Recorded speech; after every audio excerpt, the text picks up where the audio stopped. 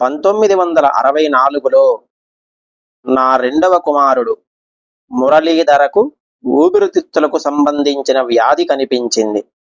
విజయవాడలో, గుంటూరులో పేరుగల వైద్యులను సంప్రదించాము. వారు ఎక్స్రే ఫోటోలు తీసి పరీక్ష చేశారు. శస్త్రచికిత్స అవసరం అన్నారు.